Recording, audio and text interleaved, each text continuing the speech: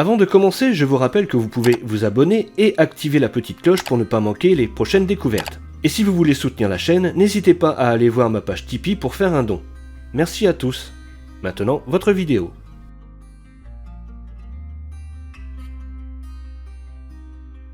Bonjour à vous tous et bienvenue. Aujourd'hui, je vous emmène à la découverte d'Ognes. Ognes est un petit village d'environ 300 Ognois et Ognoises et se situe sur la départementale 548 qui va de Silly-le-Long à Chèvreville. Le village est situé à l'est du Plessis-Belleville, dans la plaine fertile du Mulcien, à la limite de la Seine-et-Marne. Ce village a eu les noms jadis de Ogna, Ogne, Ogne, Ogne-en-Mulcien, pour devenir le Ognes d'aujourd'hui. Il n'y a plus de hameau depuis que la ferme de Condé a été détachée en 1823 du département de l'Oise et réunie à celui de la Seine-et-Marne. Ce hameau, où était autrefois un prieuré, connu sous le nom de Saint-Victor de Condé en Ognes, était séparé du chef-lieu par les territoires de Brégy et d'Oisserie. En 1104, le jour de Noël, Gauthier de Chambly, évêque de Meaux, donna l'église d'Ognes à Arnoux, abbé de Lagny, qui lui avait demandé en faveur de son abbaye. Cet abbé représentait la cure qui était sous l'invocation de Saint-Pierre. On apprend dans des textes qu'une ferme d'Ognes s'appelait la ferme du Saint-Esprit et qu'elle était un ancien domaine de l'hôpital du Saint-Esprit en Grève de Paris, hôpital fondé en 1383, servant de secours à l'enfance et d'orphelinat et situé sur la place de Grève. Une famille importante d'Ognes au XVIIIe siècle était la famille Lucie. En 1772, Jean Lucie, laboureur et receveur de la seigneurie de Chèvreville, acquiert un office de conseiller du roi à Crépy-en-Valois. Son fils, Adrien, est élu député de l'Oise à l'Assemblée nationale en 1791 et après une carrière à la fois agricole, politique et judiciaire, devient conseiller à la cour d'appel de Paris et chevalier de l'Empire. Son petit-fils abandonne lui aussi le sol ancestral pour suivre une brillante carrière de receveur général des finances tout au long du XVIIIe siècle. Jean-François Lucie, frère aîné d'Adrien, continuera de diriger la ferme de 190 hectares en 1800. Son fils, Achille, sauve habilement la ferme des ravages des troupes alliées en 1814. Selon cette carte postale, il existait une forge à Ognes autrefois. Apparemment, son emplacement n'est pas connu pour un bon nombre de personnes, mais M. Fleureton m'a confirmé que cette ancienne forge se trouvait au niveau du 13 et 15 rue Claude Tillet actuellement. Un petit mystère de résolu. Allons découvrir l'église d'Ognes. L'église Saint-Pierre est pénalisée par sa médiocre façade en moellon que domine un clocher austère de la fin du XVIIe.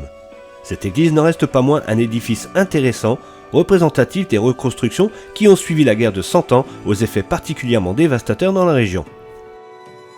Son plan comprend une nef de 4 travées avec bas-côté et une abside pentagonale. Le clocher est assis sur la première travée du bas-côté nord et une sacristie est venue se loger au XVIIe, au sud de l'abside, dans le prolongement du bas-côté. Les fenêtres à remplage sont un peu différentes de celles que l'on voit habituellement, mais donnent un style particulier à cette église.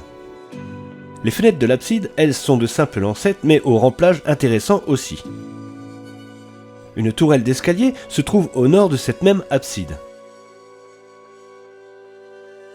Un des contreforts du bas-côté sud est muni d'une niche abritant un Christ. Le clocher est une simple tour carrée avec une flèche en ardoise, mais est soutenu à l'ouest par des contreforts étranges. Ce clocher aurait-il été surélevé à un moment de son histoire, ou a-t-il été détruit puis reconstruit?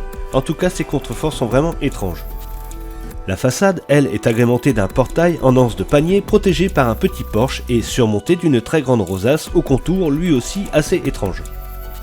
Malheureusement, je ne pourrai vous faire découvrir l'intérieur qu'avec quelques photos de Wikipédia et le site des églises de l'Oise de Dominique Vermand. Et je dirais heureusement car l'église vient d'être mise en sécurité pour de futurs travaux de restauration. Il est donc fort probable que je revienne dans cette église une fois les travaux terminés. Mais il n'est pas facile de décrire une église sans l'avoir vue. La nef a l'air assez claire et l'église semble entièrement voûtée d'ogives avec de très belles clés de voûte. Les deux croisillons ont apparemment un autel avec retable dans les mêmes tons que celui de l'abside. Le chœur est séparé de la nef et des croisillons par une clôture en bois surmontée d'une grille en fer forgé. C'est malheureusement tout ce que je peux dire pour l'instant, mais comptez sur moi pour vous refaire découvrir cette église Saint-Pierre dès qu'elle sera réouverte.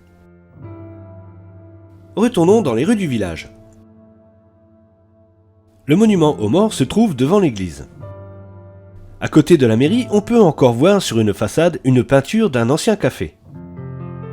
Le village comptait une distillerie créée aux environs des années 1890. Et en 1920, une publicité pour des pilules Pink était faite dans un journal par la femme du directeur de cette même distillerie. Il n'y a plus de commerce, mais un distributeur à pain est disponible près de la mairie et semble faire le bonheur des habitants. Le village accueille encore 3 fermes en activité. Un garagiste a ouvert ses portes récemment à l'ancien emplacement de la distillerie et sont présents dans le village un maçon, un peintre ou encore un couvreur. Monsieur Krupelinck, Alain, un ébéniste, y réside aussi, mais en tant que retraité. Mais lorsqu'il était en activité, il était un ébéniste renommé à l'international par les musées du Louvre ou de Nancy, à New York, Los Angeles, Miami ou encore dans les Caraïbes. Un autre monsieur Krupelinck, prénommé Daniel, a travaillé à l'Institut français du pétrole et a été durant 20 ans l'un des plus proches collaborateurs de monsieur Yves Chauvin qui fut co-lauréat du prix Nobel de chimie en 2005. Pour l'école, Ognes fait partie d'un regroupement pédagogique intercommunal avec le village de Chèvreville. Le village accueille les classes de maternelle ainsi que le périscolaire. Ognes possède une belle salle des fêtes et compte une association, l'Amicale Canine d'Ognes pour l'éducation canine, le canicross et l'agility. À l'entrée sud du village était l'ancien terrain de foot qui ne sert plus depuis longtemps. À la place et à l'initiative du conseil municipal vient d'être installé un city-stade. De plus, un petit parc arboré est déjà en préparation. On peut déjà y faire une petite balade, je dirais bien à l'ombre des arbres, mais ceux-ci sont encore un peu petits. Mais vous pouvez d'ores et déjà découvrir la meule d'un ancien moulin ou d'un pressoir de Ognes. Celui-ci était à l'abandon lors de la construction de l'impasse du pressoir et a été récupéré et réinstallé ici par monsieur Drodowski qui en plus en prend bien soin. Je le remercie infiniment pour cet acte de sauvegarde. Une boîte à livres vous attend devant la mairie si toutefois la lecture vous intéresse. Au bout de la rue des Fontaines, pas de fontaine mais une jolie mare. Cette mare est un joli petit endroit bien sympathique et peut-être le départ de belles balades. La mare d'en bas, comme on l'appelle, existe toujours, contrairement à la mare d'en haut qui, elle, a disparu. Avant de vous quitter, il y a un petit mystère dans ce village que peut-être l'un de vous saura expliquer. Enfin, un petit mystère pour moi. Sur les piliers du portail du cimetière sont gravées des croix pâtées cerclées. Cet emblème est chrétien, bien sûr, mais c'est la première fois que je le vois autour d'un cimetière. Surtout aussi lorsqu'on regarde le haut des piliers qui sont assez inhabituels. Que fait cet emblème ici à Ognes et pourquoi ne l'est-il pas ailleurs dans la région? Si vous avez une explication, n'hésitez pas à me la donner dans les commentaires. Pour finir, je voudrais saluer un ami et ancien collègue, Olivier, qui, je l'espère, aura plaisir à voir cette vidéo comme tous les Ognois et Ognoises. Voilà, je pense avoir fait le tour de ce petit village que je ne connaissais pas et que je suis heureux d'avoir découvert et qui m'a permis de faire de sympathiques rencontres. Je tiens à remercier Madame Legrand, maire du village, ainsi que Monsieur Drodowski et Monsieur Fleurton pour leur accueil et leur aide. Je remercie aussi toutes les personnes qui m'ont aidé dans la préparation de cette vidéo. Je vous donne rendez-vous pour une prochaine découverte d'un village de l'Oise et en attendant, si cette vidéo vous a plu, n'hésitez pas à partager, à commenter et mettre un j'aime et n'oubliez pas de vous abonner et d'activer la petite cloche pour ne pas manquer les prochaines découvertes. A bientôt. Au revoir, Ognes.